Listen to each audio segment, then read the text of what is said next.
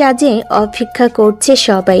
মঞ্চে ওঠার কথা ছিল সকাল 10টায়, এখন বাজে প্রায় 2টো। সবার মধ্যে চাপা উত্তেজনা, ফিসফাস চলছে। বর কনেকে দেখা যাচ্ছে না কেন, কি হয়েছে? হঠাৎ একটা কালো দামি গাড়ি এসে থামলো। দরজা খুলতেই কালো স্যুট পরা একজন লম্বা সুটাম দেহের যুবক নেমে এলো। চোখে সানগ্লাস, মুখে গম্ভীর ভাব। তাকে দেখে অনেকেই থমকে গেল, কারণ তিনি এ বাড়িতে খুব পরিচিত। ইনি আর কেউ নন, শহরের সবচেয়ে বিখ্যাত ব্যবসায়ী মিস্টার আমির চৌধুরীর মেয়ের ব্যক্তিগত দেহরক্ষী আহান। আহান গাড়ি থেকে নামতেই একজন বয়স্ক মহিলা দৌড়ে এসে তাকে জিজ্ঞাসা করলেন, আহান, কি হয়েছে? বাবা মা কোথায়? তারা কি আসবে না? আর আমাদের এখানে ডেকেছো? কার বিয়ে হবে এখানে? কে কিছু বলছে না আমাদের? আমরা কিছুই বুঝতে পারছি না। তুমি একটু আমাদের ব্যাপারটা খোলাসা করে বলো। পুরো কমিউনিটি সেন্টারে সবাই আমার দিকে তাকিয়েছিল। সারার বন্ধু বান্ধব, তাদের সবাইকে সারাই ডেকেছে। আজ হয়তো এখানে এমন কিছু ঘটতে চলেছে তা সবার কল্পনার বাহিরে। আমি কিছুটা শান্তভাবে জবাব দিলাম, আন্টি একটু অপেক্ষা করুন, একটু পরই সব বুঝতে পারবেন। আহানের কথাই সবাই অবাক হয়ে গেল। আহান বরকনের ব্যক্তিগত কাজ কেন করতে যাবে? তাছাড়া আহান তো বর নয়, তাহলে সে একা কেন এসেছে? ঠিক তখনই আহানের পাশে এসে দাঁড়ালো এক অপরূপ সুন্দরী মেয়ে। লাল শাড়ি আর সোনার গহনায় তাকে দেবী প্রতিমার মতো লাগছিল। তিনি আর কেউ নন, মিস্টার আমিরের একমাত্র মেয়ে সারা। সারার চোখে মুখে আনন্দের ঝিলিক, কিন্তু একটু চিন্তাও আছে। তাকে দেখে সবাই আরো হতবাক হয়ে গেল। সারা কেন এসেছে? তাহলে কি আহানি বর, নাকি বরকনে অন্য কেউ? সারা মঞ্চে উঠে মাইক্রোফোন হাতে নিল। সে বলল, আমার বিয়ে হচ্ছে, কিন্তু আমার বাবা মা এখানে নেই, কারণ আমার বাবা মা এই বিয়েতে রাজি ছিলেন না। আপনারা সবাই এখানে এসেছেন, তার জন্য আমি আপনাদের কাছে সত্যিই কৃতজ্ঞ। এখন আমার অভিভাবকের জায়গাটা আপনারাই পূরণ করবেন। সারার কথা শুনে সবাই আরো অবাক হয়ে গেল। এরকম কিছু আভাসই আমি পাচ্ছিলাম। এরপর সারা যা বলল তা সবার কাছে রূপকথার মতো মনে হলো। কিছুদিন সারা আমার কাছে রূপকথার মতো ছিল, কিন্তু আজ তা চিরন্তন সত্য। আমার বাবা ছিলেন একজন ব্যবসায়ী, আমি ছোট থেকে তাকে দেখেছি। তিনি সব সময় আমাকে চোখে চোখে রাখতেন। তিনি আমাকে কোনো কিছু থেকে দূরে রাখতেন না, কিন্তু তার মনে সব সময় একটা ভয় ছিল। আমার নিরাপত্তার জন্য তিনি আহানকে নিয়োগ করেছিলেন। আহান আমার ব্যক্তিগত দেহরক্ষী ছিল। সে সব সময় আমার সঙ্গে থাকতো। আমি যা করতাম সে তার সব খবর রাখতো। আমি যা বলতাম সে তা মেনে নিত। মাঝে মধ্যে অনেক রাগ করেছি, ওকে কথা শুনিয়েছি, কিন্তু সে কখনোই তার প্রতিবাদ করেনি। সব সময় সব রকমের বিপদ থেকে আমাকে রক্ষা করে আনতো। আমার জীবনে ঢাল স্বরূপ থেকেছে। আমার বাবা মা দুজনেই ব্যবসায়ী। কাজের জন্য তারা আমাকে কখনোই সময় দিতে পারেনি, যার ফলস্বরূপ একাকী সময় কাটাতে কাটাতে একটা পর্যায়ে গিয়ে আমি হয়ে উঠলাম একটা বদমেজাজি, উগ্র বড়লোকের বিগড়ে যাওয়া বাবার একমাত্র মেয়ে। মানুষ আমাকে পছন্দ করতো না, বরং ঘৃণাই করত। কিন্তু আহান, সে আমাকে ঘৃণা করে আমাকে বোঝার চেষ্টা করেছে। সে আমাকে ঘৃণা না করে বোঝার চেষ্টা করেছে, আমাকে শান্ত করেছে। তার উপর থেকে আমাকে সম্পর্ক শুধু একজন দেহরক্ষী আর একজন ব্যবসায়ীর মেয়ে মধ্যে সীমাবদ্ধ ছিল না। ধীরে ধীরে আমরা একে অপরের কাছে আসতে থাকি। আমি আহানের মধ্যে একজন বন্ধু, একজন অভিভাবক এবং একজন ভালোবাসার মানুষকে খুঁজে পাই। কিন্তু আমার বাবা মা এই সম্পর্ক মেনে নিতে পারছিলেন না। তারা একজন দেহরক্ষীর সঙ্গে তাদের একমাত্র মেয়ের বিয়ে দিতে রাজি ছিলেন না। তারা আমাকে বোঝানোর চেষ্টা করলেন, কিন্তু আমি আমার সিদ্ধান্তে অনড় ছিলাম। আমার বাবা মা বুঝতে পেরেছিলেন যে আমি আহানকে কতটা ভালোবাসি। তারা আহানকে আরো অনেক কথা বললেন, কিন্তু আহান আমার পাশে থেকেছে। সে আমাকে সবসময় সাহস দিয়েছে। সে আমাকে বলেছে যে সে আমার পাশে সব সময় থাকবে। আর তাই আজ আমি এখানে আমার ভালোবাসার মানুষের সঙ্গে। আমার বাবা মা আমাকে এখনো মেনে নেননি, কিন্তু আমি জানি যে একদিন তারা আমাকে মেনে নেবেন, কারণ তারা আমাকে ভালোবাসেন আর তারা আমার সুখ চান। আমি জানি যে আহান আমাকে সব সময় সুখী রাখবে। সারা যখন কথাগুলো বলল তখন নিজের অজান্তেই আমার চোখে জল এসে পড়েছিল। আমি আর নিজেকে ধরে রাখতে পারলাম না। এগিয়ে গিয়ে সারার হাত ধরলাম। সারা আমার দিকে তাকিয়ে এক প্রশস্ত হাসি হাসে। সারাকে দেখলাম আর মনে হলো তার এই হাসির জন্য পুরো পৃথিবীর সাথে যদি লড়তে হয় তাহলে আমি তাই করতেই রাজি। দুজনেই একে অপরের দিকে তাকিয়ে হাসছিল। তাদের চোখে ছিল ভালোবাসা আর বিশ্বাস। তারা দুজনেই এক নতুন জীবন শুরু করতে যাচ্ছিল। আপনারা নিশ্চয়ই ভাবছেন কিভাবে একজন বড়লোক ব্যবসায়ীর মেয়ে সামান্য একজন বডিগার্ডের প্রেমে পড়ে। আপনাদের কৌতূহলটা হওয়া স্বাভাবিক। তাহলে শুনুন, মিস্টার আমির চৌধুরীর একমাত্র মেয়ে সারার জীবন ছিল একটা সোনার খাঁচার মতো। সবকিছুই ছিল হাতের মুঠোয়, কিন্তু স্বাধীনতা ছিল না। সারার বয়স যখন 20 বছর, তখন তার বাবা তার নিরাপত্তার জন্য আমাকে ব্যক্তিগত দেহরক্ষী নিয়োগ করলেন। আমার নাম আহান। প্রথম থেকে যদিও সারা সহ্য করতে পারতো না, আমার কাছে সারা নিজেকে সবসময় নজরবন্দি মনে করত। কেননা যেখানেই সারা যেত সেখানেই আমাকে ছায়ার মতো তার পিছু নিতে হতো। কলেজের ক্যান্টিনে বন্ধুদের সাথে আড্ডা হোক, শপিং মলে ঘোরাঘুরি হোক, বা গভীর রাতে বন্ধুদের সাথে লং ড্রাইভে যাওয়া হোক, আমি সবসময় তার ঢাল হয়ে তার সাথে থাকতে হতো। আর এইভাবেই চলছিল আমার জীবন। তারপর একদিন সারা বন্ধুদের সাথে একটি ক্লাবে যায়। আহান ক্লাবের বাইরে গাড়িতে অপেক্ষা করছিল। সারা যখন বেরিয়ে এলো তখন তার মুখটা রাগে থমথমে। সে সোজা আহানের কাছে গিয়ে বলল, আহান, আপনি কি কোনোভাবে আমার নিঃশ্বাস গোনাও শুরু করেছেন? না মানে একটা দিন কি আমাকে ছুটি দেওয়া যায় না? আপনি তো ছুটি নেন না, আমাকে তো দিতে পারেন। আমি শান্তভাবে তার দিকে তাকালাম, চোখে কোনো ভাবান্তর নেই। এরকম কথা আমি রোজই শুনি, অভ্যস্ত হয়ে গেছি, তাই গায়ে মাখি না। উনি ওনার মতো বকবক করতে থাকে আমার উপর। আমি আমার কাজ করি ম্যাডাম। আমার কাজ আপনার নিরাপত্তার দিকে নজর রাখা। সেটার জন্য আপনার নিঃশ্বাস গোনার প্রয়োজন হলে আমি সেটাই করতে বাধ্য। নিরাপত্তা নাকি আমার জীবনের প্রতিটি পদক্ষেপকে নিয়ন্ত্রণ করা? নিরাপত্তার নামে একটা জঘন্য খেলায় নেমেছেন আপনি আর আমার বাবা। আপনি কি জানেন না আমারও ব্যক্তিগত জীবন আছে? আমি কি করছি, কোথায় যাচ্ছি, কার সাথে কথা বলছি, সবকিছুর খবর আপনাকে রাখতে হবে কেন? লোকটা আমার কথায় কোনো পাত্তা না দিয়ে গাড়ির দরজা খুলে দিল। খুলতে খুলতে বলল, ম্যাডাম, এটা আমার পেশা, তাই আপনি না চাইলেও এসবের ব্যাপারে আমার খোঁজ খবর রাখতে হবে। এটা আমার দায়িত্বের মধ্যে পড়ে। দায়িত্ব মাই ফুট, পেশা তাই না? আমার তো মনে হচ্ছে আপনি আমার জীবনের প্রতিটি মুহূর্তে গুপ্ত বৃত্তি করছেন। সারা গাড়িতে বসতে বসতে বলল, আমি জানি না বাবা কেন আপনাকে আমার পেছনে লাগিয়ে দিয়েছে। আপনার মতো একজন গম্ভীর নীরব মানুষকে নিয়ে আমি আর পারছি না। আপনি খুব অস্বাভাবিক রকমের বিরক্তি।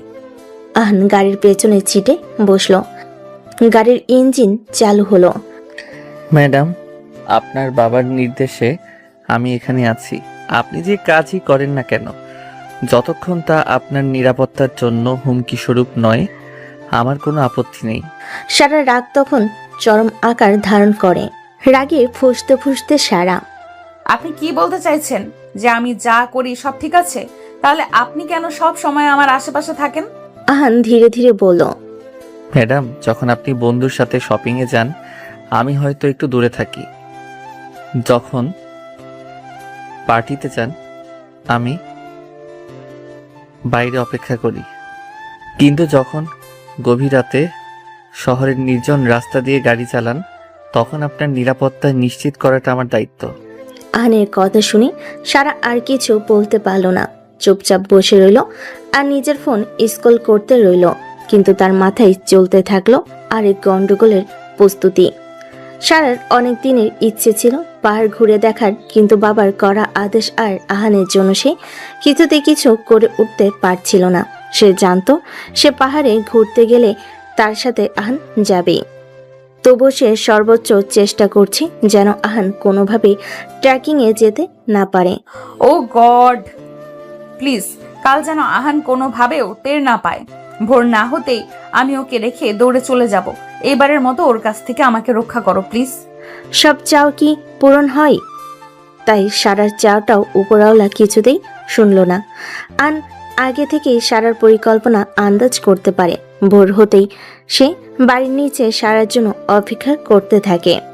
সকালবেলা মনে হয় না আহান টের পেয়েছে আমার ট্র্যাকিং এর খবর। যেইভাবেই হোক আজ ওকে আমি ঘোল খাওয়াবই। এখন চট করে রেডি হয়ে যত তাড়াতাড়ি সম্ভব বেরিয়ে যাই, কারো টের পাবার আগেই। যেমন কথা তেমন কাজ। বাবা মাকে না জানিয়েই অ্যাডভান্সের প্রস্তুতি নিয়েছে সে। কাঁধে একটা ছোট্ট ব্যাকপ্যাক নিয়ে সারা সিঁড়ি বেয়ে নিচে নামছিল। মনে মনে সে এক ধরনের মুক্তি আর স্বাধীনতার আনন্দ অনুভব করছিল। কিন্তু বাড়ির গেটের কাছে এসে সে থমকে গেল। তার সেই আনন্দ মুহূর্তেই বিষণ্ণতার পরিণত হলো। সেখানে আহান দাঁড়িয়ে আছে, তার কাঁধেও একটা ব্যাকপ্যাক। আপনি আপনি এখানে কি করছেন? সারার কণ্ঠে বিস্ময় এবং বিরক্তি স্পষ্ট। উফো, এই লোকটা জানলো কিভাবে? আন শান্তভাবে তাকালো, তার মুখে কোনো ভাবান্তর নেই। ম্যাডাম, পাহাড়ে অনেক বিপদ, প্রায়ই অ্যাক্সিডেন্টের খবর শুনতে পাওয়া যায়। যদি কিছু হয়ে যায় আপনার, তখন স্যার আমাকে কথা শোনাবেন। তাই আপনার নিরাপত্তার জন্য আমিও যাচ্ছি। সারা রাগ তখন আকাশ ছুঁয়েছিল। সে ভেবেছিল এই সুযোগে আহানের হাত থেকে মুক্তি মিলবে, কিন্তু তা হলো না। কিন্তু আপনি আমাকে ম্যাডাম ম্যাডাম বলা বন্ধ করুন। কি অদ্ভুত শোনায়। আর আপনি এসব কি বলছেন? কে আপনাকে যেতে বলেছে? আমি মরে যাব গিয়ে, তবুও আপনাকে আমার প্রয়োজন নেই। I can handle my self easily. আপনার বাবা, তিনি মনে করেন এই ধরনের সফরে আপনার ব্যক্তিগত দেহরক্ষীর প্রয়োজন। সারা তীক্ষ্ণ দৃষ্টিতে আহানের দিকে তাকালো। আপনি কি আমার বাবার গুপ্তচর, নাকি আমার জীবনের প্রতিটি মুহূর্তে গুপ্তচর বৃত্তি করছেন? আমি কখন কি প্ল্যান করছি সবকিছুর খবর আপনি কিভাবে জানেন? আহান শান্তভাবে বলল, ম্যাডাম, আপনার নিরাপত্তা নিশ্চিত করা আমার পেশা, আর এর জন্য যা কিছু জানার প্রয়োজন তা আমি জানতে পারি। সারা রাগ তখন আর নিয়ন্ত্রণে ছিল না। আপনার কি মনে হয় আমি আপনাকে আমার জীবনে চাই? আপনি আমার শপিং এ থাকেন, আমার ক্লাসে থাকেন, এমনকি বন্ধুদের পার্টিতেও থাকেন, এখন পাহাড়ের উপরেও থাকবেন। আপনি কি আমার জীবনের প্রতিটি পদক্ষেপকে নিয়ন্ত্রণ করতে চান? আহান কোনো কথা না বলে গাড়ি দরজা খুলে দিল। ম্যাডাম, আপনার বন্ধুরা অপেক্ষা করছে, আমরা রওনা দিতে পারি। সারা গাড়িতে উঠে বসলো, কিন্তু তার মুখের বিরক্তি কমলো না। ড্রাইভিং করতে করতে হঠাৎ সারা বলে উঠল, আপনি কি জানেন না আমারও ব্যক্তিগত জীবন আছে? আমি কি করছি, কোথায় যাচ্ছি, কার সাথে কথা বলছি, সবকিছু আপনাকে জানতে হবে কেন? আমি কি কোনো অপরাধী? ম্যাডাম, আমার কাছে আপনার নিরাপত্তা একটি পেশা নয়, এটি আমার দায়িত্ব। আহান ধীরে ধীরে বলল, আর আমি আমার দায়িত্ব সব সময় পালন করি। এই ধরনের বিপজ্জনক জায়গায় আমার উপস্থিতি আবশ্যক। আপনার জীবনের কোনো ঝুঁকি আমি নিতে পারি না। এই কথা শুনে সারার চোখে তখন জল চলে এসেছিল। সে বলল, আপনার এই পেশা আমার জীবনটাকে এক খাঁচায় বন্দি করে ফেলেছে। আমি কোনোদিনও স্বাধীনভাবে কিছু করতে পারি না। আমি জানি না বাবা কেন আপনাকে আমার পেছনে লাগিয়ে দিয়েছেন। আহান গাড়ির ইঞ্জিন চালু করলো। সারার দিকে তাকে খারাপ লাগলো আহানের, তবে সে কিছু করতে পারল না। ম্যাডাম, আপনার বাবা আপনাকে ভালোবাসেন এবং আপনার নিরাপত্তার ব্যাপারে তিনি কোনো ঝুঁকি নিতে চান না। আমি শুধু তার সেই দায়িত্বটা পালন করছি। সারা জানতো এই বিতর্কে সে জিততে পারবে না। আন এর শান্ত আর যুক্তিসঙ্গত কথাগুলো তার রাগকে আরো বাড়িয়ে দিচ্ছিল। সে আর কোনো কথা না বলে জানালা দিয়ে বাইরে তাকিয়ে রইল, আর মনে মনে প্রতিজ্ঞা করলো আছে আহানকে দেখিয়ে দেবে সে কতটা স্বাধীন, আর আহানের কোনো প্রয়োজন নেই তার। শহরের কোলাহল ছেড়ে সারার বন্ধুরা যখন পাহাড়ের দিকে রওনা হলো, তখন গাড়ির জানালা দিয়ে আসা হিমেল বাতাস সারার মনটাকে কিছুটা হালকা করে দিল। গাড়ির জানালা দিয়ে আসা হিমেল বাতাস সারার মনটা কিছুটা হালকা করে দিল। গাড়ির ভেতরে উচ্চস্বরে গান বাজছে আর সারা তার বন্ধুদের সাথে হাসাহাসি করছে। তার চোখে মুখে উচ্ছ্বাস, কারণ অবশেষে সে তার বিরক্তিকর দেহরক্ষী আহানের নাগাল থেকে একটু দূরে থাকতে পেরেছে। সে ভাবল এই পাহাড়ি রাস্তায় আহানের পক্ষে তার পিছু নেওয়া সম্ভব হবে না। কিন্তু যখনই সে পিছনের আয়নায় তাকালো, দেখল আহানের কালো এসইউভিটা তাদের গাড়িকে অনুসরণ করছে। সারার মুখের হাসি মুহূর্তেই মিলিয়ে গেল। ওপরওয়ালাই জানে লোকটাকে কি দিয়ে বানিয়েছেন। লোকটা কি একটু রেস্ট নিতে ইচ্ছে করে না? সারাদিন আমার পিছু পিছু পড়ে থাকে। পড়ে থাকতে ভালো লাগে। বিরক্তি আর ক্ষোভে সারার ঠোঁট বেঁকে গেল। আহানের এই অবিচল অনুসরণ সারার স্বাধীনতার শেষটুকু কেড়ে নিতে চেয়েছিল। পাহাড়ের পথে হাঁটা শুরু হওয়ার পর সারার বন্ধুরা যখন গল্প গুজব আর ছবি তোলায় মগ্ন, সারা ইচ্ছে করে আমাকে এড়িয়ে চলছিল। সে দ্রুত হেঁটে সামনে চলে গেল, কখনো দুর্গম পথের দিকে চলে যাচ্ছিল। মেয়েটার মনে কি কোনো ভয় নেই? সারা আহানকে বোঝাতে চাইছিল যে সে কতটা স্বাধীন। আহান নীরব ছায়ের মতো তার পিছু নিত, তবে একটা নিরাপদ দূরত্বে বজায় রেখে। তার চোখে মুখে কোনো ক্লান্তি বা বিরক্তি ছিল না, শুধু ছিল গভীর মনোযোগ। হঠাৎ করেই পাহাড়ের আবহাওয়া বদলে গেল। আকাশের রং গাঢ় ধূসর হয়ে এলো। চারদিক কেমন যেন চুপচাপ হয়ে গেল। কিছুক্ষণের মধ্যেই শুরু হলো এক প্রবল বৃষ্টি। ঝোড়ো বাতাসের সাথে টিপ টিপ বৃষ্টি দেখতে দেখতেই তো তা মুষলধারে নামতে শুরু করলো। বন্ধুর দল ছত্রভঙ্গ হয়ে ছোট ছোট দলে ভাগ হয়ে কোনো মতে একটা আশ্রয়ের খোঁজে এদিক ওদিক ছুটতে লাগলো। পিচ্ছিল পাহাড়ি পথ আর ঘন বৃষ্টির কারণে চারপাশের দৃশ্য ঝাপসা হয়ে এলো। বৃষ্টির মধ্যে আমি খুঁজতে লাগলাম সারাকে। এই মেয়েটা বোধহয় আমার চাকরিটা খেয়েই শান্ত হবে। সারা একা একটা বড় পাথরের উপর দিয়ে হেঁটে যাচ্ছিল, যখন হঠাৎ করেই তার পা পিছলে গেল। তার বন্ধুরা তখন অনেকটাই দূরে। সারা কিছু বুঝে ওঠার আগেই পাথরের উপর থেকে সে নিচের দিকে পিছলে যাচ্ছিল। তার মনে হলো সে বুঝি শূন্যে ভাসছে। এক মুহূর্তের জন্য তার মনে হলো এই বুঝি আর কোনো উপায় নেই। তার মুখে তখন আত্মচিৎকার আর চোখের সামনে পাহাড়ের নিচের খাদ। কিন্তু পরক্ষণেই তার হাতটা শক্ত কোনো কিছুর স্পর্শ পেল। এক জোরালো টান অনুভব করলো সে। ক্ষিপ্ত গতিতে ছুটে সে এক হাতে তার কোমর জড়িয়ে ধরেছিল, অন্য হাতে একটা গাছের ডাল। সারা নিঃশ্বাস বন্ধ হয়ে গিয়েছিল। আহানের চোখ দুটো তার দিকে স্থির ছিল। তাতে কোনো ভয় ছিল না, শুধু ছিল এক ধরনের দৃঢ়তা। সে ধীরে ধীরে সারাকে উপরের দিকে টেনে আনলো। তার শরীরটা পাথরের সাথে লেগেছিল। সারার হাত পা কাঁপছিল, কিন্তু আহানের হাতের দৃঢ়তা তাকে এক ধরনের অদ্ভুত নিরাপত্তা দিচ্ছিল। আর এইভাবে আপনি নিজেকে সামলাতেন, আমি না থাকলে এক্ষুনি নিচে পড়ে যেতেন, হাড় মাংস খুঁজে পাওয়া যেত না। মুখের উপর একদম জবাব দিয়ে দিল। সত্যি তো, আহান না থাকলে আজ ভীষণ বড় একটা বিপদ ঘটে যেত, কিন্তু সেটা আমি কিছুতেই স্বীকার করব না। আপনি না থাকলে অন্য কেউ থাকতো আমার সাথে, সে নিশ্চয়ই আমাকে বাঁচিয়ে নিত। আর আমি তো আপনার থেকে বাঁচার জন্যই এদিক সেদিক ছুটছি। আপনি না থাকলে দুর্ঘটনা ঘটতো না। সবকিছুর পেছনে উল্টো লজিক দেওয়ার জন্য আপনি এক্সপার্ট। তারা যখন পুরোপুরি নিরাপদ হলো, তখন আহান সারাকে একটি গুহার দিকে টেনে নিয়ে গেল। সেখানে গিয়ে তারা দেখতে পেল এটি একটি গুহা নয়, এটি একটি পরিত্যক্ত কাঠের ঘর। ঝোড়ো হাওয়া আর বৃষ্টির শব্দে চারিদিক মুখরিত। তাদের শ্বাস প্রশ্বাসের শব্দ ছাড়া আর কোনো শব্দ শোনা যাচ্ছিল না। সারা তখন কোনো মতে আহানের সাথে ঝড়পাল্লা দিয়ে উঠল। সে ভয়ে ভয়ে আতঙ্কে ছিল। গুহে গিয়েও কাঁপছিল। তার চোখ আহানের দিকে স্থির। আহানের কপালে বৃষ্টির ফোঁটা, আর তার পরনের কালো জ্যাকেট ভিজে গিয়ে তার শরীরের সাথে লেপ্টে আছে।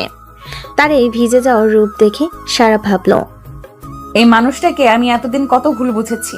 আহান তার ভেতরে নীরবতা ভেঙে বলল, ম্যাডাম আপনি কি ঠিক আছেন? আহানের এইরূপ শান্ত প্রশ্ন আমার ভেতরের আবেগটাকে আরো উস্কে দিল। আহানকে বুঝতে দেওয়া যাবে না, সেও কোন রকম কথা বলতে পারলাম না, শুধু মাথা নেড়ে হ্যাঁ জানালাম। কিছুক্ষণ নীরবতার পর সারা জিজ্ঞেস করলো, আপনি কি এখানে প্রায় আসেন? আপনি কিভাবে এই জায়গাটা চিনলেন?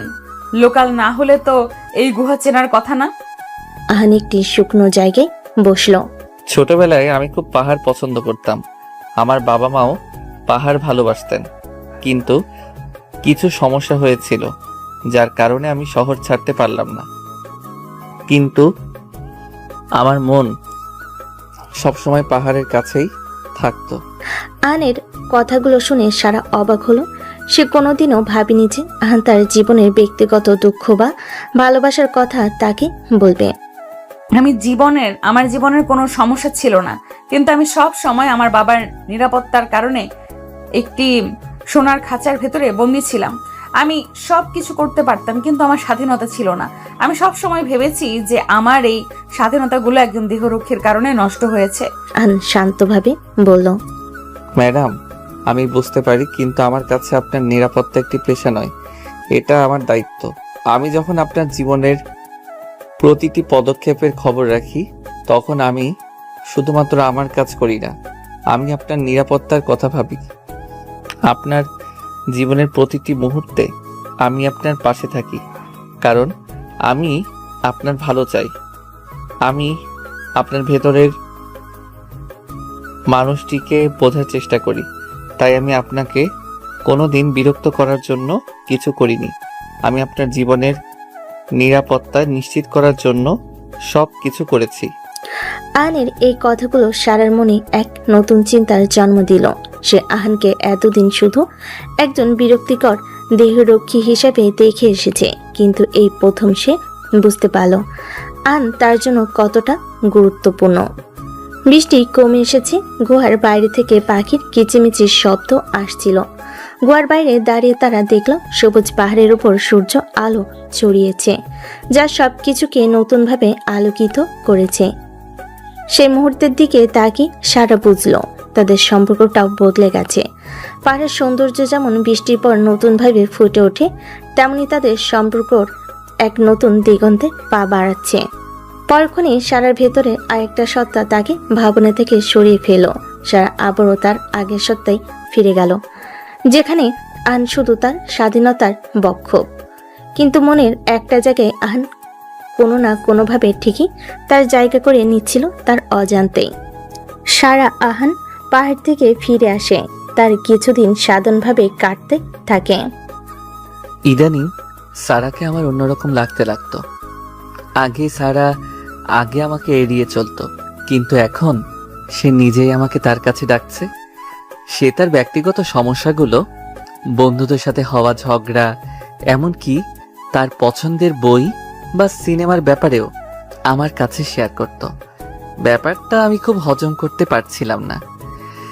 এই মেয়ের মাথায় কি ফোন দিয়ে আটকিয়েছে সেই ভালো জানে।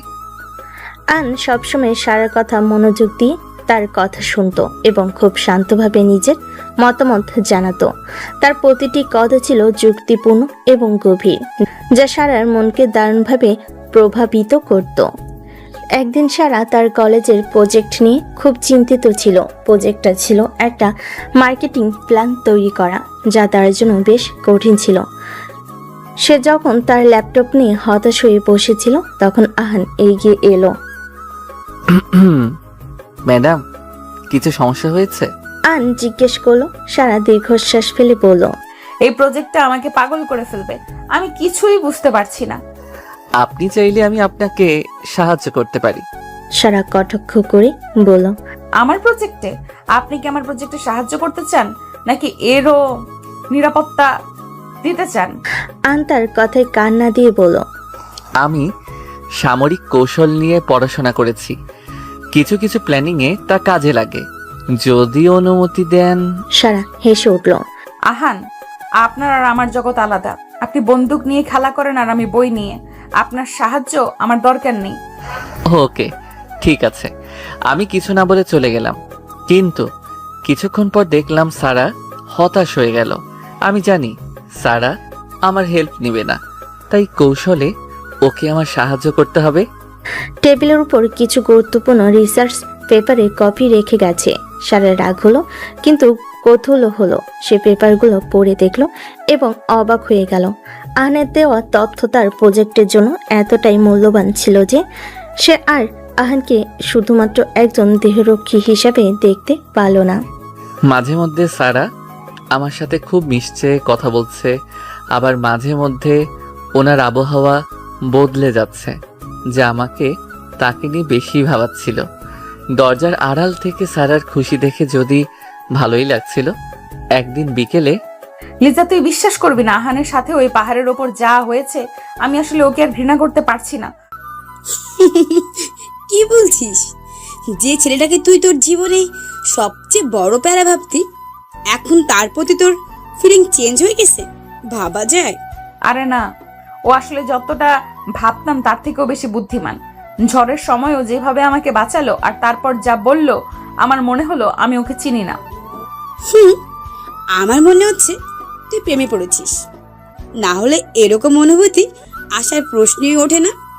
তাছাড়া আহান কিন্তু বেশ হ্যান্ডসাম। চুপ কর, কি সব বলছিস? তোরও আমার মতো মাথা খারাপ হয়ে গেছে নিশ্চয়ই। ওর মতো একজন গম্ভীর কঠিন মানুষের প্রেমে পড়া অসম্ভব, ভাবতেই কেমন লাগছে আমার। তবে কি, তোর চোখ দেখলেই বোঝা যাচ্ছে তুই অন্য কিছু ভাবছিস। মনের কথা মুখের কথা দুটোই ভিন্ন রে। সারার চোখে মুখে এক ধরনের বিভ্রান্তি। আমি জানি না, মনে হচ্ছে আমার আর ওর জগৎটা একদম এক নয়। এরপর এভাবে দিন পেরোলো। কয়েকদিন পর মিস্টার আমির চৌধুরী এক বিশাল পার্টির আয়োজন করলেন। শহরের সব নামকরা ব্যবসায়ী ও তাদের ছেলেমেয়েরা সেখানে উপস্থিত ছিল। একজন পার্টিতে সারার বাবার তার জন্য একজন বিশেষ অতিথিকে আমন্ত্রণ জানিয়েছিলেন। রিশাদ একজন তরুণ, হ্যান্ডসাম ও সফল ব্যবসায়ী। তার চালচলন, কথাবার্তায় এক ধরনের আভিজাত্য ছিল যা আমির চৌধুরীকে মুগ্ধ করেছিল। পার্টিতে সারা একটি ঝলমলে গাউন পরেছিল। তার চোখে মুখে কোনো উচ্ছ্বাস ছিল না। সে জানতো এই পার্টির ভিড়ও তার উপর নজর রাখছে। হঠাৎ রিশাদ তার দিকে এগিয়ে আসে। হাই সারা, আমি রিশাদ। তোমাকে দেখতে খুব ভালো লাগছে। পুরো পার্টিতে তুমি সবার নজর কেড়ে নিয়েছো। ধন্যবাদ, আপনার সাথে পরিচিত হয়ে ভালো লাগলো।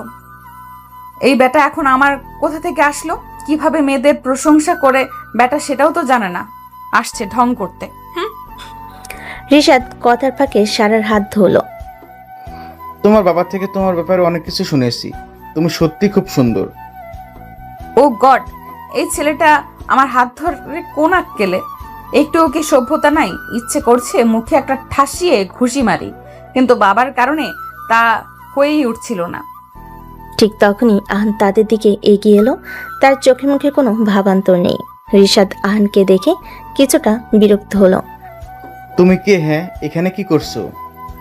আমি ম্যাডামের ব্যক্তিগত দেহরক্ষী। আমার কাজ ম্যাডামের সাথে ও পাশে থাকা। রিশাদ আহানকে অবজ্ঞা করে বলল, আইসি। ও আইসি, তোমার ম্যাডামের নিরাপত্তার দরকার নেই, তুমি বরং অন্য কাজে যাও। সারার অস্বস্তি হচ্ছিল। সে দ্রুত বলল, রিশাদ, আহান এর কোনো দরকার নেই, ও থাকুক। মনে মনে রিশাদ কোনো কথা না বলে ওর দিকে তাকালো। কি হলো? কথা কানে যায়নি? যা বললাম তা করো, যাও। বডিগার্ড হয়ে আমার সামান্য কথার অমান্য করার সাহস পাও কিভাবে, স্টেন্স? আহান কোনো কথা না বলে চলে গেল। সারা তখন নিজেকে খুব ছোট মনে হলো, আর রিশাদের প্রতি তার একটা তীব্র ঘৃণা জন্ম নিল। রিশাদ, আপনি কেন ওকে এমন ভাবে কথা বললেন? বডিগার্ড দেখি কি মানুষের সাথে ভালোভাবে কথা বলা যায় না? আমি মনে করি সব কাজই সম্মানের, আর আমাদের উচিত তাদেরকে তাদের প্রাপ্য সম্মান বুঝিয়ে দেওয়া। সারা, ও তোমার কর্মচারী, ওকে নিজের কাজ করতে দাও। আমি তোমার সাথে হাসি, তোমার যা লাগে আমাকে বলো, আমিও কিন্তু তোমার রক্ষা করতে সক্ষম। সারা রিশাদের কাছ থেকে নিজেকে সরিয়ে নিল। আমার রক্ষা আমিই করতে পারবো, আপনার আমাকে নিয়ে ভাবতে হবে না। আপনি বরং আপনার নিজের ব্যক্তিত্বের উপর কাজ করুন, সেটাই ভালো হবে। বলে সে পার্টির এক নির্জন জায়গায় চলে গেল। হঠাৎ আহান তার পাশে এসে দাঁড়ালো। আপনি এখানে কি করছেন? রিশাদ তো আপনাকে চলে যেতে বললো, চলে যান। আমার রক্ষা আমিই করতে পারবো, আমার কাউকে দরকার নেই। আমার কাজ আপনার পাশে থাকা, অন্য কারো কথাই নয়। আপনি কেন রিশাদের কথায় কিছু বললেন না? সে আপনাকে অপমান করলো আর আপনি কিছুই বললেন না। আপনার উচিত ছিল ওকে আমার কাছ থেকে সরিয়ে দেওয়া, কারণ আমি বিরক্তি বোধ করছিলাম। ম্যাডাম, আমার পেশা আমাকে অহংকারী হতে শেখায় না। আমার কাজ শুধু আপনার নিরাপত্তা নিশ্চিত করা। রিশাদের মতো মানুষের কথায় আমি কিছু মনে করি না। সারা আহানের দিকে তাকিয়ে রইল। সে আহানের চোখে মুখে এমন এক দৃঢ়তা দেখল যা রিশাদের মধ্যে ছিল না। আচ্ছা, আপনি কি কোনোভাবে রিশাদকে ঈর্ষা করছেন? ঈর্ষা? কেন? ওনাকে ঈর্ষা করার মতো কিছু কি ঘটেছে? উনিও আমার থেকে বড় একজন মানুষ, ব্যবসায়ী। উনি ওনার জায়গায়, আমি আমার জায়গায়। এখানে ঈর্ষার কিছু তো দেখতে পাচ্ছি না। আছে কারণ। সবাই আপনাকে কর্মচারী হিসেবে দেখে আর রিশাদকে সবাই সম্মান করে। ম্যাডাম, আমি যে কাজ করি তা আমার সম্মান, আপনার বাবার বিশ্বাস এবং আপনার জীবনের নিরাপত্তা আমার কাছে যে কোনো সম্মানের চেয়ে বেশি গুরুত্বপূর্ণ। পার্টি থেকে ফেরার পর সারার মনটা ভীষণ অস্থির হয়েছিল। সে আহানের নীরবতা আর রিশাদের কথার মধ্যে অনেক পার্থক্য খুঁজে পেয়েছিল। রিশাদের অহংকার ছিল তার সম্পদ আর বংশ নিয়ে, আর আহানের ছিল তার ব্যক্তিত্ব আর পেশার প্রতি সম্মান নিয়ে। তবে কিছুদিন বাদে সারা তার বন্ধু লিজার সাথে শহরের একটি আর্ট গ্যালারিতে গিয়েছিল। আর তাদের থেকে কিছুটা দূরত্ব বজায় রেখে অনুসরণ করছিল, যেমনটা সবসময় করে। গ্যালারিতে তারা শিল্পকর্ম দেখছিল, হাসাহাসি করছিল। হঠাৎ চারিদিক থেকে মুখোশ পরা কিছু লোক তাদের ঘিরে ফেল। সারা, কি হচ্ছে? আমি তো কিছুই বুঝতে পারছি না। ওরা কারা? এখানে এভাবে মুখোশ পরে এসেছে কেন? সারা আর লিজা হতভম্ব হয়ে গেল। এক মুখোশ পরা লোক সারার হাত ধরে টানতে লাগলো। সারা চিৎকার করে উঠল। আহান! মুহূর্তের মধ্যে আহান কোথা থেকে যেন এসে পড়ল। আহানের চোখ আমার উপরে পড়ল। ও চোখের দিকে তাকালে বোঝা যাচ্ছিল তার পেশাদার নিস্তব্ধতার কোথায় যেন হারিয়ে গেছে। তার জায়গায় জন্ম নিয়েছে এক ধরনের দৃঢ়তা আর ভয়।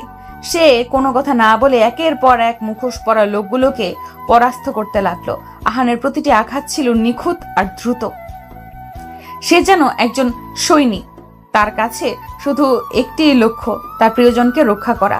মুখোশ পরা লোকগুলোকে আহানের আক্রমণের মুখে টিকতে পারল না। তারা দ্রুত পালিয়ে গেল, কিন্তু আক্রমণের ভয় যেন আমার পিছু ছাড়ছিল না। ভয়ে পুরো শরীর কাঁপছিল। তার চোখ দুটো আহানের চোখে গিয়ে একদম স্থির হয়ে গেল। আহান, যাকে সে এতদিন শুধু একজন দেহরক্ষী হিসেবে দেখে এসেছে, আজ থেকে নিজের চোখে একজন সত্যিকারের নায়ক হিসেবে দেখতে ইচ্ছে করলো। আহান আমার কাছে ছুটে এলো। তার মুখে উদ্বেগের ছাপ দেখতে পেলাম। ম্যাডাম, আপনি ঠিক আছেন? আপনার কিছু হয়নি তো? ঠিক এই ভয়ে আমি সারাদিন আপনার কাছে থাকি, পাশে থাকি। আপনি যতই বিরক্ত হন, তবুও এই ভয়ে আমি আপনাকে একা ছাড়তে পারি না। আপনি কেন বোঝেন না? আহানের কথা শুনে আমি আর চোখ শুকনো রাখতে পারলাম না। চোখ থেকে জল গড়িয়ে পড়ছিল অনবরত। নিজের অজান্তেই আহানের হাতটা শক্ত করে ধরলাম। আহানের হাতটা শক্ত আর গরম, যা সারাকে এক ধরনের নিরাপত্তা দিচ্ছিল। আমি ঠিক আছি আহান, আপনি আমাকে বাঁচিয়েছেন। লিজা তাদের দিকে তাকিয়েছিল। তার চোখে ছিল বিস্ময়। সে দেখছিল এই রূপ। আন শান্তভাবে বলল, লিজা, আমরা এখনই এখান থেকে চলে যাব, কোনো কথা নয়। আন সারাকে সাথে নিয়ে তার গাড়িতে বসলো। সারা তখনও কাঁপছিল। সে আহানের দিকে তাকিয়ে বলল, আহান, আমি আপনাকে ধন্যবাদ জানাতে চাই। আহান ধীরে ধীরে সারার হাত ধরলো। তার চোখে গভীর আবেগ। ম্যাডাম, আপনার জীবন আমার কাছে আমার নিজের জীবনের চেয়েও বেশি গুরুত্বপূর্ণ। আপনার কোনো ক্ষতি হলে আমি নিজেকে ক্ষমা করতে পারতাম না। সারার মনটা এক গভীর আবেগে ভরে উঠল। সে বুঝতে পারছিল আনের এই কথাগুলো শুধুমাত্র একজন দেহরক্ষীর কথা নয়, এ একজন প্রেমিকের কথা। আপনি কি বাবাকে সব বলবেন? তাকে বললে কিন্তু সর্বনাশ হয়ে যাবে। আন একটি দীর্ঘশ্বাস নিল। আমি কিছু বলবো না, আপনিও কিছু বলবেন না। আপনার বাবা যদি কিছু জানতে পারেন, তবে তিনি আপনাকে আরো সুরক্ষিত করার জন্য কিছু ব্যবস্থা নেবেন, আর তা হয়তো আমাদের জন্য ভালো হবে না। সারা আহানের দিকে তাকিয়ে রইল। সে আহানের মধ্যে এমন এক দৃঢ়তা দেখতে পেল যা রিশাদের মধ্যে ছিল না। সে বুঝতে পারল এই নীরবতা আসলে তার সম্মানের প্রকাশ। তার প্রতিটি কথা সারার মনের ভিতর দেয়ালগুলো ভেঙে দিচ্ছিল। তাদের সম্পর্ক আরো গভীর হলো। তারা একে অপরের কাছে আসার কোনো কথা বলল না। তাদের চোখই আর নীরবতায় সব বলে দিচ্ছিল। তারা দুজনই জানতো তাদের এই গোপন সম্পর্ক একদিন হয়তো প্রকাশ হয়ে যাবে, কিন্তু সেই দিন পর্যন্ত তারা শুধু একে অপরের পাশে থাকতে চেয়েছিল। সারা নিরাপদে বাড়ি ফেরে আর নিজ দায়িত্বে সারাকে তার ঘর অবধি পৌঁছে দেয়। কিন্তু রাত গভীর হওয়ার পরেও সারার চোখে কোনো ঘুম ছিল না। সবাই ঘুমিয়ে পড়েছে, কিন্তু সারা ঘুমাতে পারছে না। সে তার বেলকনিতে এসে দাঁড়ালো। তার মনে হলো আহানের সাথে কথা বলাটা খুব প্রয়োজন। সে দেখলো আহান তার বেলকনি থেকে কিছুটা দূরে চুপচাপ দাঁড়িয়ে আছে। তার চোখে রাতের শহরের নিস্তব্ধতাকে দেখছে। সারা নিঃশব্দে নিচে নেমে এলো বাগানের দিকে। আহান তাকে দেখে সামান্য অবাক হলো, কিন্তু কোনো কথা বলল না। আহান, আমার ঘুম আসছে না। আপনিও কি আমার মতো নিঃসঙ্গ? ম্যাডাম, আপনি ভিতরে যান, রাত অনেক হয়েছে। আপনার নিরাপত্তা আমার কাছে সবচেয়ে গুরুত্বপূর্ণ। আপনার কি সব সময় আমার নিরাপত্তার কথাই মনে আসে? আমি মানুষ, আমারও অনুভূতি আছে, আমারও মন খারাপ হয়। আপনি কি জানেন না, বুঝতে পারেন না? আহান শান্তভাবে সারার দিকে তাকালো। জানি, আপনার প্রতিটি ছোট ছোট আবেগ, প্রতিটি পরিবর্তন আমি বুঝতে পারি। আমিও তো মানুষ, আমিও আপনার মতো একাকিত্ব অনুভব করি। সারার মনটা এক অজানা আনন্দে ভরে উঠল। এই প্রথম আহান তার মনের কথাগুলো বলল। আপনি কি কখনো কিছু স্বপ্নে দেখেছেন? কখনো কি ভেবেছেন এই কাজটা ছাড়া অন্য কিছু করবেন? একটি দীর্ঘশ্বাস নিল, চোখে এক ধরনের বিষাদ ফুটে উঠল। স্বপ্ন? ম্যাডাম, আমার মতো মানুষের জন্য স্বপ্ন এক বিলাসিতা। ছোটবেলায় আমি একজন পাইলট হতে চেয়েছিলাম। আকাশ আমার খুব প্রিয় ছিল, কিন্তু আমার পরিবারের পরিস্থিতি আমাকে এই পেশায় আসতে বাধ্য করেছে। আমি বুঝতে পারছি আহান, আমারও একই অবস্থা। আমার কোনো আর্থিক সমস্যা না থাকার পরেও কোনো স্বাধীনতা নেই জীবনে। আমি আপনার মতো একজন স্বপ্নকে বিসর্জন দিয়েছি। তার দুজন কিছুক্ষণ নীরব রইল। আহান বুঝতে পারছিল সে সারার জীবনে একটি গুরুত্বপূর্ণ অংশে পরিণত হচ্ছে। আর সারাও বুঝতে পারছিল আহানের এই গভীরতা, তার নিস্তব্ধতা আর হৃদয়ে দুর্বলতা। আহানের প্রতিটা কথা সারার হৃদয়ে এমনভাবে দাগ কাটলো যে সে তার আবেগকে আর ধরে রাখতে পারল না। সে বুঝতে পারল আহানের নীরবতা আসলে তার সম্মানের প্রকাশ। তার প্রতিটা কথা সারার মনে উৎফুল্লতার সৃষ্টি করছিল, তার মনকে উথাল পাথাল করে তুলছিল। সেদিনের রাতের পর থেকে সারা এবং আহানের সম্পর্কটা এক গোপন বোঝাপড়ার মধ্যে দিয়ে যাচ্ছিল। তাদের মধ্যে আর কোনো ঝগড়া বা কটাক্ষ ছিল না, ছিল শুধু একে অপরের প্রতি গভীর শ্রদ্ধা ও গোপন আকর্ষণ। সারা তার জীবনে আহানের উপর ছেড়ে দিতে ভয় পেত না, আর আহানও তার দায়িত্বের বাইরে গিয়ে সারার প্রতিটি ছোট ছোট চাহিদার দিকে নজর রাখত।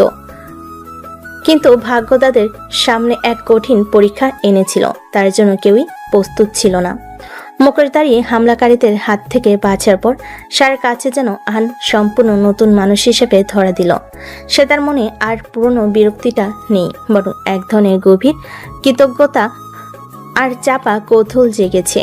তার মনে বারবার ফিরে আসছিল আহানের বলা সেই কথাটা, আপনার জীবন আমার কাছে আমার নিজের জীবনের চেয়েও বেশি গুরুত্বপূর্ণ। সারা যখনই কথাটা ভাবত, তার বুকের ভেতরটা এক অজানা আনন্দে ভরে উঠত।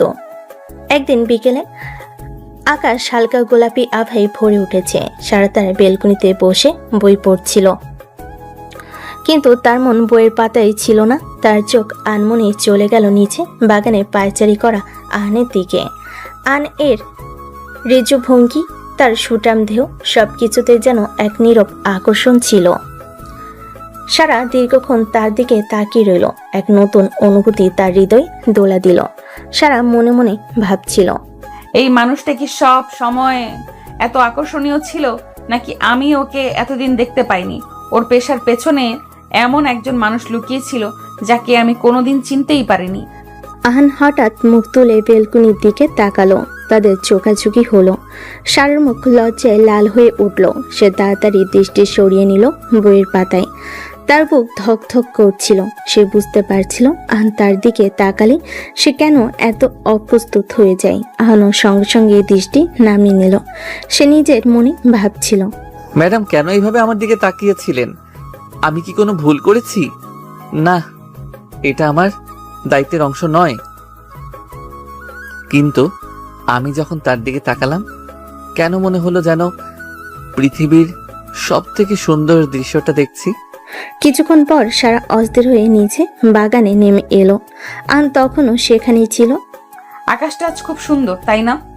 হ্যাঁ ম্যাডাম, আজকের আকাশটা অন্যান্য দিনের থেকে অন্যরকম লাগছে।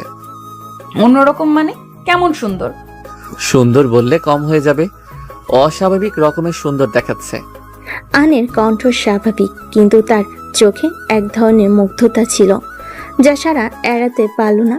তাদের মধ্যে নীরবতা নেমে এলো, কিন্তু সেই নীরবতা যেন হাজার কথার চেয়েও বেশি কিছু ছিল সারা নিজের মনে। ও কেন এত শান্ত? ও কি আমার মনের কথা বুঝতে পারছে না, নাকি ও বুঝতে পারছে কিন্তু কিছু বলতে চাইছে না? আমি কি করি? আমি কি ওকে জিজ্ঞেস করি যে ও আমাকে নিয়ে কি ভাবছে? ম্যাডামের চোখ দেখে মনে হচ্ছে ও কিছু বলতে চাইছে, কিন্তু আমার পেশার কারণে আমি কিছু বলতে পারছি না। আমার মন বলছে তাকে জিজ্ঞেস করতে, তার হৃদয়ের কথা জানতে, কিন্তু আমার বিবেক আমাকে বাধা দিচ্ছে।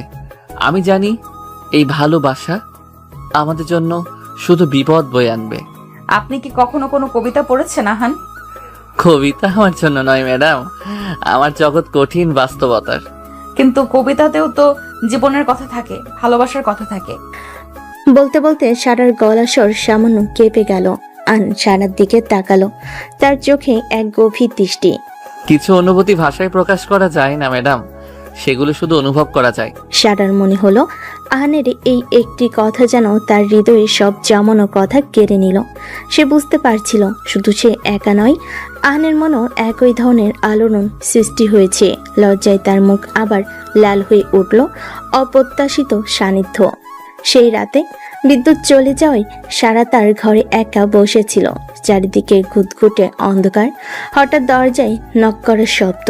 কে কে ওখানে এত রাতে আমার রুমে? আবার কে আসলো? সে মুখোশধারী না তো? আমি ম্যাডাম, আপনার জন্য একটা পাওয়ার ব্যাংক এনেছি। আহানের কণ্ঠ শুনে আমার বুকে এক অদ্ভুত উত্তেজনা কাজ করলো। এত রাতে এই ঘুটঘুটে অন্ধকারে ও আমার জন্য কিছু নিয়ে এসেছে। এই চিন্তাটাই আমার মনকে অন্যরকম ভালো লাগায় ভরিয়ে দিল। আমি দ্রুত গিয়ে দরজা খুললাম। দরজা খুলতেই দেখলাম আহানের হাতে একটা ছোট পাওয়ার ব্যাংক, আর তার মোবাইলের আলো তার মুখটা আচ্ছা দেখাচ্ছিল। এই সামান্য আলোতেও আহানের চোখের গভীরতা আমাকে ভীষণভাবে আকর্ষণ করছে। আমার মনে হলো ও শুধু আমার দেহরক্ষী নয়, ও আমার সব। তুমি কেন এলে? এই সামান্য জিনিসের জন্য তোমার আসতে হবে? আমার কণ্ঠটা কাঁপছিল। আহানের চোখে মুখে কোনো বিরক্তি নেই, শুধু এক ধরনের গভীর উদ্বেগ। ম্যাডাম, আপনার যদি কোনো প্রয়োজন হয়, আমি নিচে থাকতে পারছিলাম না। আহানের এই কথা শুনে আমার বুকটা ধকধক করে উঠল। আমি বুঝতে পারছিলাম না এটা ওর দায়িত্ববোধ নাকি অন্য কিছু। অন্ধকারে আমরা দুজনে নীরব, কিন্তু একে অপরের উপস্থিতি অনুভব করছিলাম। হঠাৎ বাইরে বৃষ্টি শুরু হলো। দমকা হাওয়ায় ব্যালকনির দরজা খুলে গেল। আমি চমকে উঠলাম। আহান দ্রুত এগিয়ে গিয়ে দরজাটা বন্ধ করলো। আমাদের শরীর সামান্য স্পর্শ করলো একে অপরকে। সেই স্পর্শে যেন আমার শরীরে এক বিদ্যুৎ খেলে গেল। আমি তাড়াতাড়ি কয়েক পা পিছিয়ে এলাম। আমার মুখ লজ্জায় লাল হয়ে উঠল। আমার মনে হলো আহান কি আমার মনের কথা বুঝতে পারছে। বিদ্যুৎ চলে যাওয়ার পর আমি নিচে অস্থির হয়ে পায়চারি করছিলাম। ম্যাডামের ঘরের দিকে আমার চোখ ছিল। এই অন্ধকারে একা একা উনি কি করছেন? আমার ডিউটি শুধু বাইরে থেকে দেখা নয়, তার খেয়াল রাখা। আমি দ্রুত একটা পাওয়ার ব্যাংক হাতে নিয়ে তার দরজায় গেলাম। ম্যাডাম দরজা খুললেন।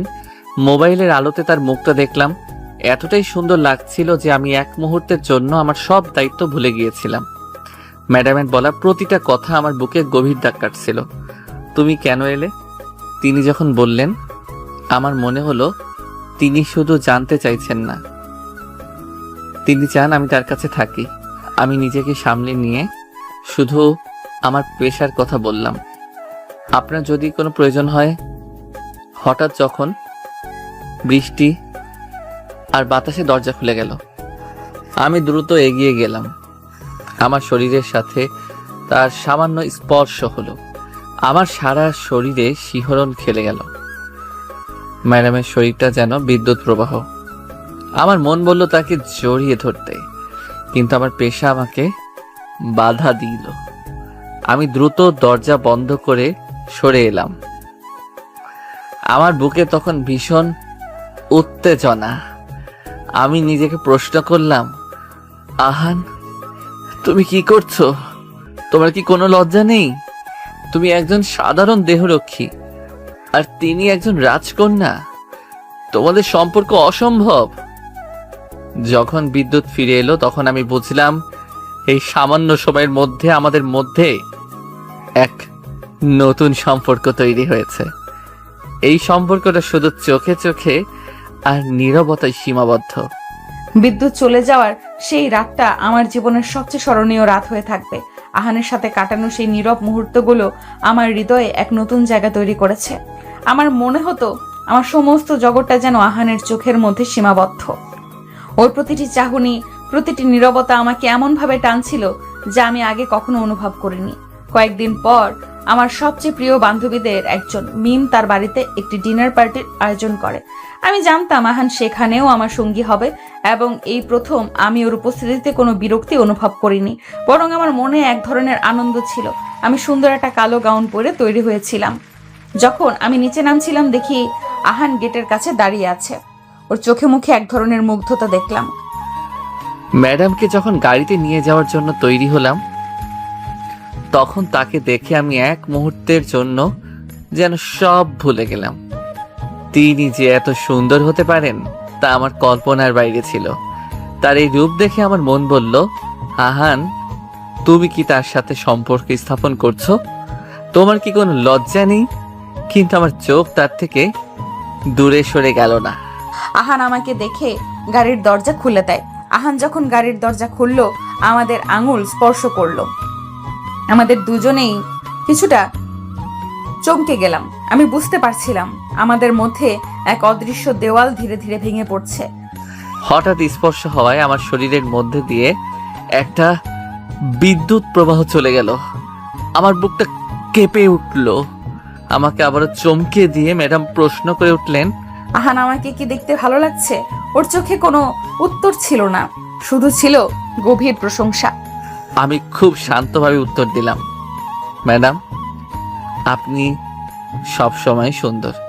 আমার মনে হচ্ছিল এই কথাগুলো আমার পেশার বাইরের কথা, কিন্তু আমি নিজেকে ধরে রাখতে পারলাম না।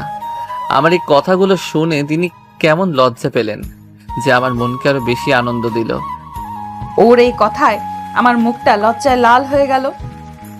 আমি গাড়িতে বসলাম, আর আমার মনে হলো আমি শুধু একজন সাধারণ মেয়ে নই, আমি আহানের কাছে এক বিশেষ কেউ। ম্যাডাম যখন আমার পাশে বসেছিলেন তখন আমার মনে হচ্ছিল আমাদের মধ্যে কোনো পার্থক্য নেই। তিনি একজন ধনী পরিবারের মেয়ে, আর আমি একজন সাধারণ দেহরক্ষী। কিন্তু ভালোবাসার কোনো সামাজিক মর্যাদা নেই।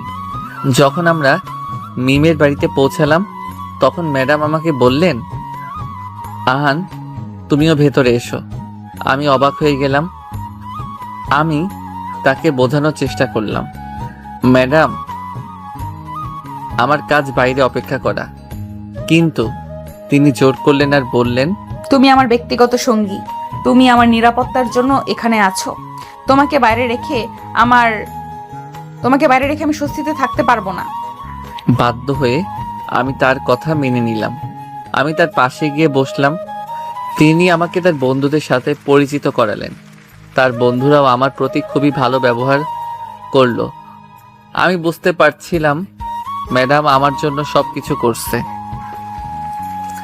যাতে আমি তার পাশে থাকতে পারি।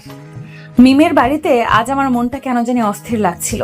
সবাই হাসছে, কথা বলছে, কিন্তু আমি নিজেকে এই কোলাহলের মাঝেও একা অনুভব করছিলাম। আমার পাশে ছিল, এটাই আমার একমাত্র স্বস্তি। আমি ওকে সবার সাথে পরিচয় করিয়ে দিয়েছিলাম, আর আমার মনে হচ্ছিল আহানের মতো একজন মানুষ কেন এত আভিজাত্যের মাঝেও এত সহজ হতে পারে। ওর চোখে গভীরতা আমাকে বারবার টানছিল। আমার বন্ধুরা আমাকে নিয়ে মজা করছিল, কিন্তু আমি তাতে কান দিচ্ছিলাম না। আমি শুধু আহানের দিকে তাকিয়েছিলাম। আমার মনে হচ্ছিল ও আমার পাশে না থাকলে আমি এই পার্টির মাঝে নিজেকে অসহায় অনুভব করতাম। হঠাৎ আমার এক বন্ধু আমাকে জিজ্ঞেস করলো, সারা, আহানের মতো একজন গম্ভীর মানুষকে তোমার ভালো লাগে? আমি তার দিকে তাকিয়েছিলাম আর আমার মন তখন আহানের দিকে ছিল। আমার মনে হচ্ছিল আহান কি আমার মনের কথা বুঝতে পারছে। আমি তখন তাকে বললাম, আহান তুমি কি বুঝতে পারছো আমার কোনো আর্থিক সমস্যা নেই, কিন্তু আমারও কোনো স্বাধীনতা নেই। তখন আমার মনটা খুব কষ্ট পেল। আমি বুঝতে পারছিলাম ম্যাডামের মনের কথা। তিনি আমাকে তার জীবনের কথা বলছেন, আর আমি তার পাশে থাকতে পারছিলাম না। আমি তখন তাকে বললাম, ম্যাডাম আমি বুঝতে পারি। ম্যাডামের মুখে এক ধরনের আনন্দ দেখতে পেলাম। আমার মনে হলো আমরা দুজনেই একই পথের পথিক, যদিও আমাদের জীবন আলাদা। মিমের বাড়ির পার্টি থেকে ফেরার পর সারার মনটা এক অদ্ভুত শান্তিতে ভরেছিল। আহানের উপস্থিতি তাকে এক অজানা স্বস্তি দিয়েছিল। সে বুঝতে পারছিল তার জীবনের সবচেয়ে বড় আশ্রয় আহান। সে রাতে সবাই ঘুমিয়ে পড়লেও সারা ঘুমাতে পারল না। তার মনটা ছিল এক অস্থির ঢেউয়ের মতো, যা তাকে টেনে নিয়ে এলো বাগানের শান্ত পরিবেশে। চাঁদের আলোয় যখন সারা বাগানের লনে এসে বসলো, তার চোখ পড়ল কিছুটা দূরে দাঁড়িয়ে আহানের উপর। তার মুখে চাঁদের আলো এসে পড়েছে, আর সারা দেখলো সেই পরিচিত নিস্তব্ধতায় মিশে গেছে এক ধরনের গভীর বিষণ্ণতা। সারার হৃদয়ের ভেতর যেন এক অজানা আকর্ষণ কেঁপে উঠল। সারার ভেতরটা যেন এক অজানা আকর্ষণে কেঁপে উঠল। সে ভাবল, এই মানুষটা কেন এত নীরব? ওর মনে কি কোনো স্বপ্ন নেই? ও কি আমার মতোই তার জীবনের সব ইচ্ছে কি বিসর্জন দিয়েছে? সে বুঝতে পারছিল তাদের দুজনের জীবনের পথ ভিন্ন হলেও তাদের মনের অনুভূতি একই। এই উপলব্ধি তাকে আহানের কাছে নিয়ে গেল। সারা যখন তার সামনে গিয়ে দাঁড়ালো, আহান চমকে উঠল, কিন্তু তার মুখে কোনো ভাবান্তর হলো না। আহান, আপনি কি কখনো চাঁদের দিকে তাকিয়ে কথা বলেছেন? আহান সামান্য অবাক হয়ে সারার দিকে তাকালো। তার মনের ভেতর হাজারো কথার ভিড় করে এলো। সে শুধু বলল, ম্যাডাম আমি শুধু আমার ডিউটি করি। তার কণ্ঠস্বরে এক ধরনের দূরত্ব ছিল, যা সারাকে কষ্ট দিল, দমাতে পারল না। আমি বুঝতে পারছি আপনি শুধু আপনার কাজ করেন, কিন্তু আমি কি আপনার সাথে একজন সাধারণ বন্ধু হিসেবে কথা বলতে পারি না? আহানের চোখে এক ঝলক বিষাদ দেখা গেল। তার মনের ভেতরটা চিৎকার করে বলতে চাইছিল, আমি তোমার বন্ধু হতে চাই ম্যাডাম, কিন্তু আমি জানি আমার পেশা আমাকে সেই সুযোগ দেয় না। সে জানে তাদের দুজনের জগৎ আলাদা। এই ভালোবাসা কোনো ভবিষ্যৎ নেই, এই ভালোবাসার কোনো ভবিষ্যৎ নেই, আছে শুধু যন্ত্রণা। ম্যাডাম আমরা দুজন ভিন্ন জগতের মানুষ। ভালোবাসার কোনো জগৎ নেই আহান, শুধু হৃদয়ের কথা থাকে। সারার এই কথাগুলো আহানের সব প্রতিরোধ ভেঙে দিল। তার পেশাদারি সীমানা আর আবেগের বাঁধন যেন একই মুহূর্তে ভেঙে পড়ল। আহান কোনো কথা না বলে সারার দিকে স্থির দৃষ্টিতে তাকিয়ে রইল। সারার মনে হলো আহানের নীরবতাই যেন তাকে বলছে, হ্যাঁ ম্যাডাম, আমি আপনাকে ভালোবাসি। এরপর তারা দুজন কিছুক্ষণ নীরব রইল। সেই নীরবতা যেন হাজার কথার চেয়েও বেশি কিছু বলছিল। তারা দুজনেই বুঝতে পারছিল তাদের দুজনের মন একই পথে চলেছে, এবং তাদের এই গোপন ভালোবাসা একদিন হয়তো প্রকাশ হয়ে যাবে। বাগানে সেই রাতের পর সারা ও আহানের সম্পর্কটা এক গোপন ভালোবাসার বাঁধনে জড়িয়ে গেল। তাদের প্রতিটি নীরব মুহূর্ত, প্রতিটি চোখের ইশারাতেই ছিল এক গভীর বোঝাপড়া। কিন্তু তাদের এই গোপন সম্পর্ক বেশি দিন গোপন থাকলো না। একদিন বিকেলে সারা বেলকনিতে বসে বই পড়ছিল, আর নিচে বাগানে ছিল তার পেশাগত দায়িত্ব পালন করছিল। হঠাৎ সারা দেখতে পেল তার বাবা বাগানে এসেছেন, তার সাথে অন্য একজন পুরুষও আছে। সারার মনটা কেন জানি ভয় পেল। আহান তাকে দেখল, তার চোখে এক ধরনের নীরব সতর্কতা। মিস্টার আমির চৌধুরী সোজা আহানের দিকে এগিয়ে গেল। তার চোখে মুখে তীব্র ক্ষোভ। তিনি কিছু না বলে সোজা আহানের দিকে তাকালেন। আহান, তুমি কি ভাবছো? তোমার কি কোনো লজ্জা নেই? আহানের মুখের রং মুছে গেল। সে নিজেকে শক্ত করে দাঁড়ালো। তুমি আমার কর্মচারী, তোমার কাজ হলো আমার মেয়ের নিরাপত্তা নিশ্চিত করা, তার সাথে সম্পর্ক স্থাপন করা নয়। আমি তোমাকে আমার বাড়ি থেকে বের করে দেবো। সারা দ্রুত আহানের সামনে এসে দাঁড়ালো। বাবা আপনি কি বলছেন? আহান কোনো দোষ করেনি, তাকে কেন বাড়ি থেকে বের করে দিবেন আপনি? সারা, তুমি চুপ করো। আমি জানি সে কি করেছে। আহান, তুমি আমার বাড়ি থেকে এখনই চলে যাও, তোমার আর কোনো দরকার নেই। সারা এবং আহান দুজনেই হতবাক হয়ে গেল। তাদের ভালোবাসা কি এখানেই শেষ হয়ে যাবে? আহান কি তাদের ভালোবাসা বাঁচানোর জন্য কিছু বলবে, নাকি সে নিজের পেশা এবং সম্মান রক্ষার্থে এই স্থান ত্যাগ করবে? বাবা যখন আহানকে বের করে দেওয়ার কথা বলছিল, তখন সারার মনে এক অজানা ভয় ছিল। আহানের সাথে তার ভালোবাসার গভীরতা সে বুঝতে পারছিল, কিন্তু বাবা তাদের মেনে নেবেন কিনা তা নিয়ে সে চিন্তিত ছিল। সেই রাতে সে ঘুমাতে পারল না। তার মনটা আহানের কাছে যাওয়ার জন্য অস্থির হয়ে উঠল। তারদের নিচে এক প্রতিশ্রুতি। সেদিন রাতে আমি নিঃশব্দে ব্যালকনিতে এসে দাঁড়ালাম। চারপাশে অন্ধকার, আকাশ ভরা তারা, কিন্তু আমার বুকের ভেতর কেবল একটাই আলো, আহান। আমার মনে হচ্ছিল আহান আমার জন্য সবকিছু করতে পারে, কিন্তু আমি কি তার জন্য লড়তে পারবো? আমি কি বাবাকে বোঝাতে পারবো যে আহান আমার কাছে কেবল একজন দেহরক্ষী নয়, সে আমার নিঃশ্বাস, আমার প্রাণ? দূরে তাকাতেই দেখলাম আহানও আমার দিকে তাকিয়ে আছে। তার চোখে একরাশ বিষণ্ণতা, যেন নীরব ভাষায় আমার মনের সমস্ত কথা পড়ে নিচ্ছে। আমি এগিয়ে গেলাম তার দিকে। আমাদের মধ্যে কোনো শব্দ নেই, অথচ নীরবতার ভেতরেই যেন হাজার অপ্রকাশিত অনুভূতি গুঞ্জন করছে। ম্যাডাম, আপনি কি ঠিক আছেন এত রাতে এখানে? আমি জানি না আহান, আমি ঠিক নেই। খুব ভয় হচ্ছে আমার। সে আমার হাত ধরলো, তার স্পর্শে দৃঢ়তা, আশ্বাস, যেন ঝড়ের ভেতরেও নিরাপদ আশ্রয়। আপনি কেন ভয় পাচ্ছেন? আমি আছি আপনার পাশে। আহানের কণ্ঠে অটল প্রতিশ্রুতি। আমার চোখ ভিজে গেল। থেমে থেমে বললাম, আহান, আমার বাবাকে আমাদের মেনে নেবেন? আমাদের কি সত্যি কোনো ভবিষ্যৎ আছে? আহান কোনো উত্তর দিল না। কোনো উত্তর না দিয়েই সে আমাকে তার বুকের কাছে টেনে নিল। তার হৃদস্পন্দন যেন বলছিল, আমি আছি, আমি আছি। ম্যাডাম, আমি আপনাকে কখনো একা ছাড়বো না। আমি লড়বো আপনার জন্য, আমাদের জন্য। আপনি নিশ্চিন্তে থাকুন। তার কথা শুনে আমার ভেতরটা এক অদ্ভুত শান্তিতে ভরে গেল। আমি তার বুকে মুখ লুকিয়ে রাখলাম। মনে হলো এই পৃথিবীর সবচেয়ে নিরাপদ আশ্রয় আমার আহানের বুক। আমি সারাকে আলতো করে জড়িয়ে ধরলাম। মনে মনে বললাম, আহান, তুমি ভুল করছো। তাকে ভালোবাসা তোমার উচিত নয়। কিন্তু তার চোখের জল আমার বুক ভিজিয়ে দিচ্ছিল, যা আমাকে বারবার বুঝিয়ে দিচ্ছিল এই ভালোবাসা পাপ নয়, এই আমার সত্যি। ম্যাডাম, আমি প্রতিশ্রুতি দিচ্ছি, আমি আপনার পাশে থাকবো শেষ পর্যন্ত, যা কিছুই হয়ে যাক না কেন। সেই মুহূর্তে আমি আর কিচ্ছু চাইনি, শুধু চাইছিলাম সময়টা থেমে যাক। আকাশের তারা গিয়ে আমাদের এই আলিঙ্গনকে আশীর্বাদ করুক। পরের দিন সকালবেলা বাবা পত্রিকা পড়ছিলেন, মুখে অস্বাভাবিক গাম্ভীর্য। সারা টেবিল নাস্তা সাজাচ্ছিল, কিন্তু তার হাত কাঁপছিল। বাবার দৃষ্টি বরাবর আহানের দিকে যাচ্ছিল। আহান আগের মতোই চুপচাপ দাঁড়িয়েছিল, কিন্তু ভেতরে ভেতরে সে জানতো বাবা চোখ এড়ানো এখন আর সম্ভব নয়। স্যার, আমি লক্ষ্য করছি তোমার এই দেহরক্ষীর সাথে অস্বাভাবিক ঘনিষ্ঠতা তৈরি হয়েছে। এটা কি আমার চোখ এভাবে এড়াবে ভেবেছ? কাল আমি বেশি কথা বাড়াইনি, বাসায় কাজের লোকেরা ছিল বলে। তবে মনে করো না ব্যাপারটাকে আমি এখানেই ছেড়ে দেবো। সারা থমকে গেল। তার গলায় শব্দ আটকে গেল, অথচ বাবার চোখে কঠোরতা আরো গভীর হচ্ছিল। সারা কাঁপা কাঁপা কণ্ঠে, বাবা, আমি কথাটা শেষ করার আগেই বাবা টেবিলের উপর হাত চাপড়ালেন। আমি অনেক কিছু সহ্য করতে পারি, কিন্তু আমার মেয়ের জীবন ধ্বংস হোক তা হতে দেব না। সারা, তুমি কি ভুলে গেছো তুমি কে? তুমি ব্যবসায়ী আমির চৌধুরীর মেয়ে, আর সে শুধু একজন দেহরক্ষী। সারা চোখ নামিয়ে ফেল। তার বুক ভেঙে আসছিল। আহান চুপচাপ দাঁড়িয়েছিল, কিন্তু তার মুঠি শক্ত হয়ে গিয়েছিল। এক মুহূর্তের জন্য সাহস সঞ্চয় করে সে সামনে এগিয়ে এলো।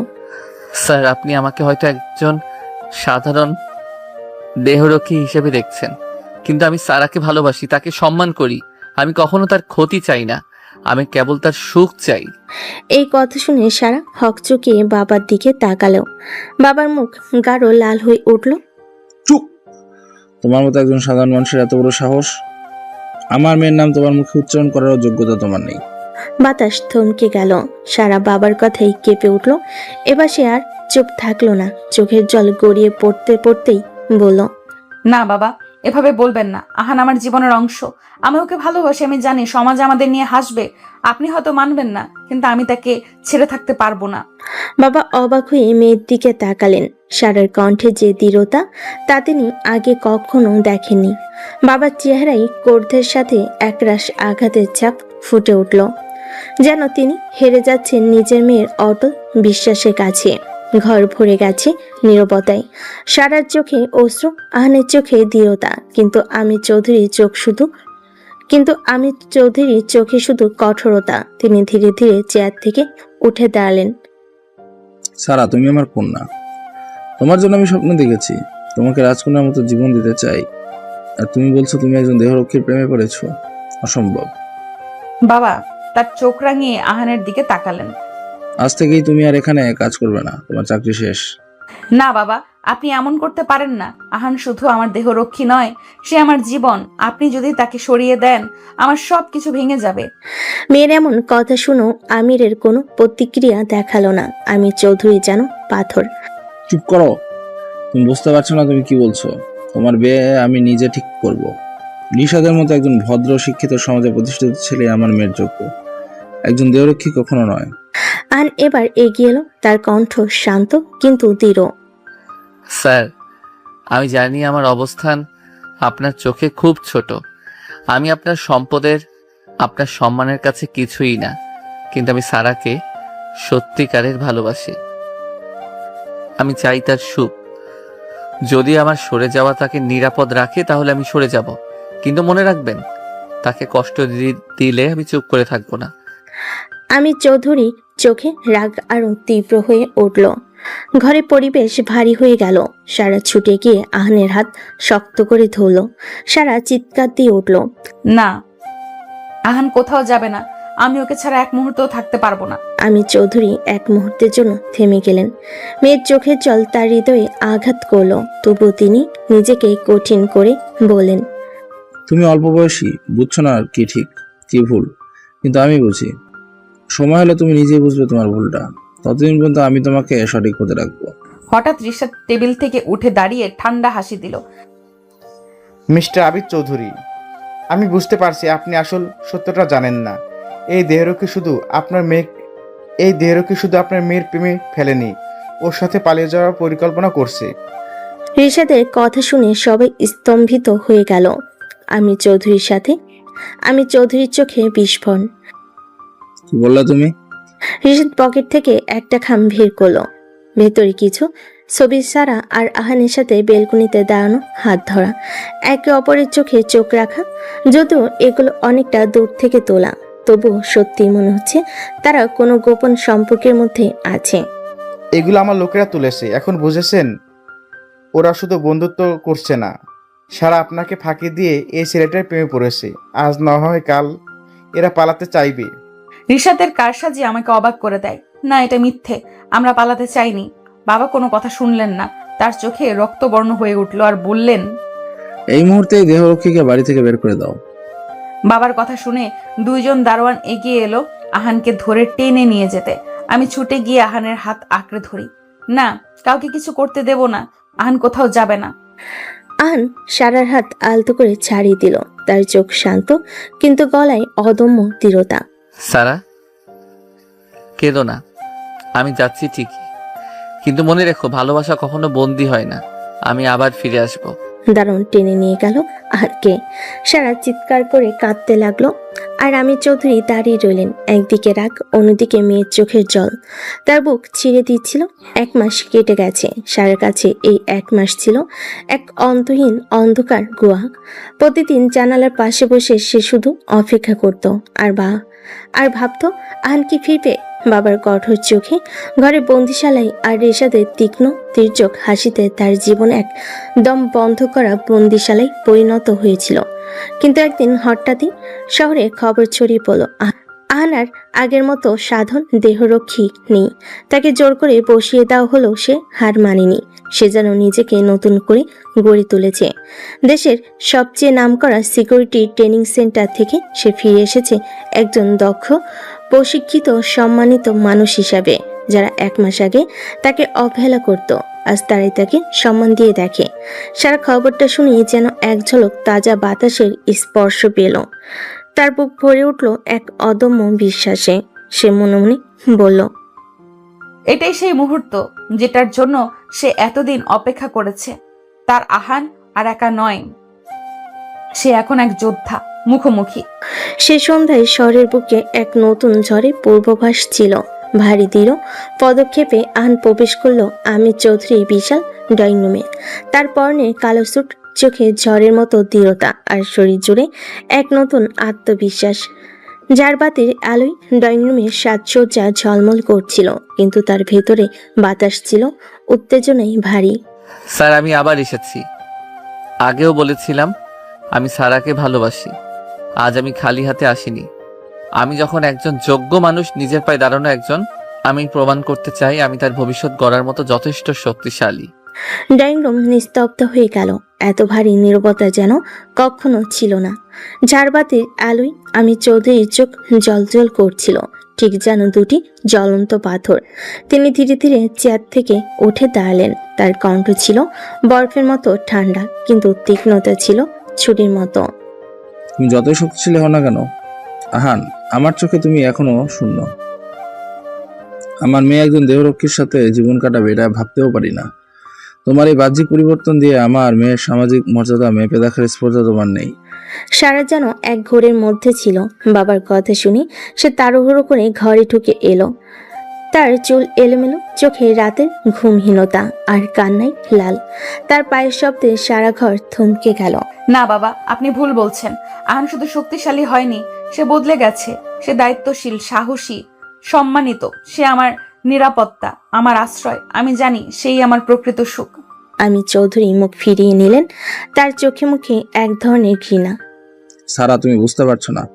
তোমার বয়স কম, আবেগ বেশি। সমাজে আমার অনেক বড় পরিচয় আছে, অনেক সম্মান আছে। তোমার এই সিদ্ধান্ত আমাকে, আমার নামকে কলঙ্কিত করবে। আমি সেটা মেনে নেব না।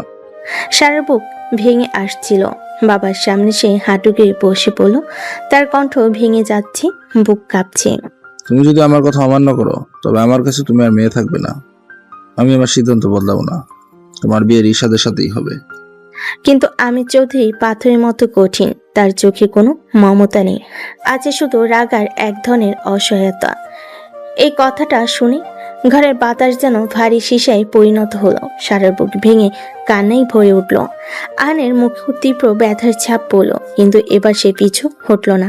সে পিছু না হটে সোজা দাঁড়িয়ে বুক সোজা করে আমি চৌধুরীর চোখে চোখ রেখে বললেন, স্যার, আপনি আমাকে প্রত্যাখ্যান করতে পারেন, আমাকে ঘৃণা করতে পারেন, কিন্তু আমি সারার হাত ছাড়বো না। আমি